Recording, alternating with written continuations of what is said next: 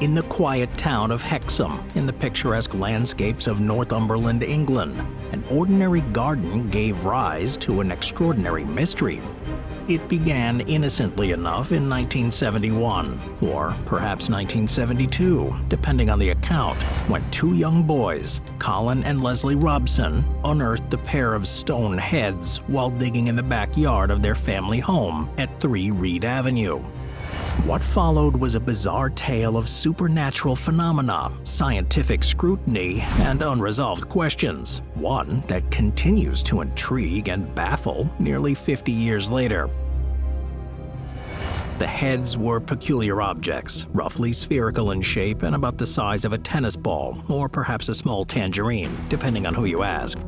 Each had a grotesque face, crudely carved, and a short neck-like protrusion, suggesting they might have once been attached to something larger. While their artistry was rudimentary, the heads elicited a strong reaction from those who handled them. One head was nicknamed the Boy, featuring striped hair modeled in lines running from front to back. The other, less charitably referred to as the Girl, the Old Woman, or the Hag, was characterized by bulging eyes and a strong beak-like nose. Descriptions of the head's features varied wildly, but the interpretations, particularly those of the female head, often carried a disturbing, almost otherworldly quality. Whether this perception influenced later events or was shaped by them remains unclear. At first, the heads were a curiosity, placed on the family mantelpiece like relics of some ancient culture. But soon, unsettling phenomena began to occur. The Robsons reported that the heads seemed to move on their own, rotating during the night so they faced a different direction come morning. Objects in the house were thrown without explanation, and an invisible force seemed to rattle the household. Next door, in the semi-detached home of the Dodds family, the disturbances intensified. Mrs. Dodds reported seeing a bizarre hybrid creature, a half-sheep, half-human figure, standing in her bedroom one night. The apparition, she claimed, padded down the stairs and out the front door as she watched in stunned silence. Her young son later described his hair being pulled by unseen hands.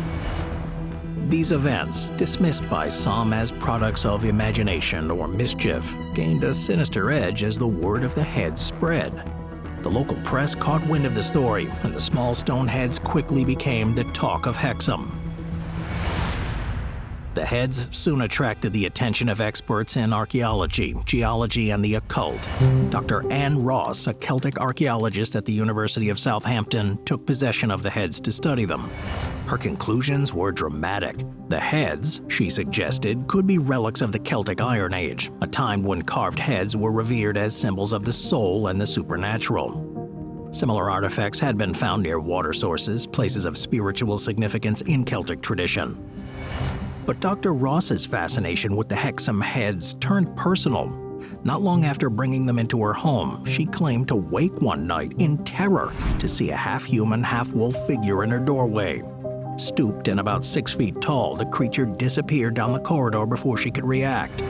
Days later, her teenage daughter reported an encounter with what she described as a werewolf.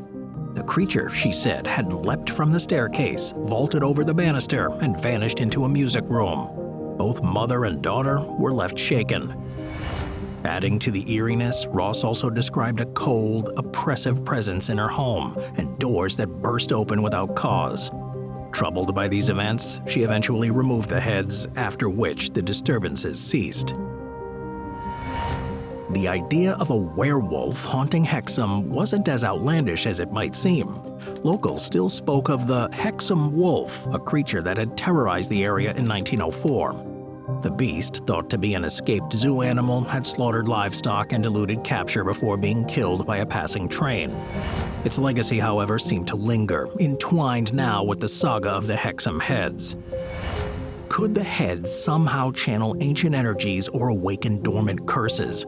The notion fit neatly into the growing fascination with the supernatural that characterized the 1970s. The media pounced on the story, drawing comparisons to other unexplained phenomena like the Enfield poltergeist. A 1976 segment on the BBC's Nationwide further cemented the heads' notoriety. featuring accounts of the werewolf-like figures alongside unsettling imagery from the 1961 Hammer horror film Curse of the Werewolf. The broadcast left a mark on viewers, many of whom described being haunted by it decades later. Amid the furor, a local man named Desmond Craigie came forward with a startling claim. He had made the heads in 1956. Craigie explained that he had crafted 3 small heads from mortar and local stone to amuse his daughter, leaving them in the garden when the family moved away. To prove his point, he created replicas, but these were deemed inferior to the originals, raising questions about his account. Craigie's assertion divided opinion. For some, it debunked the idea that the heads were ancient artifacts. For others, it only deepened the mystery. How could such crude objects inspire so much fear and intrigue? Could they still be connected to the supernatural, even if their origins were modern? Professor Dearman of Newcastle University examined the heads and concluded that they were artificially molded rather than carved, lending some credence to Craigie's claim. Yet doubts lingered. The heads' aura of danger, their alleged ability to summon apparitions, and their uncanny tendency to move unaided were not so easily explained away. As interest in the Hexham Heads waned, they began a curious journey.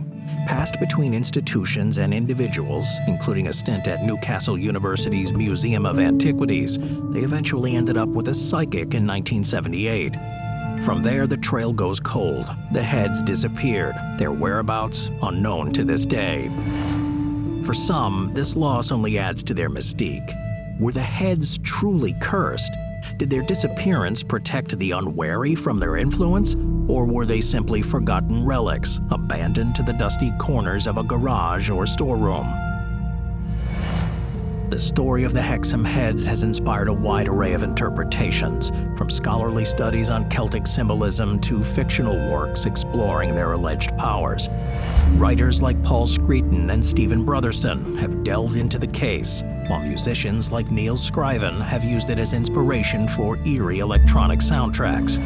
The Heads even appeared in the 2010 book Quest for the Hexham Heads, which sought to unravel their tangled history. The 1976 Nationwide report remains a touchstone for those who remember it, emblematic of an era when the line between fact and fiction was often blurred.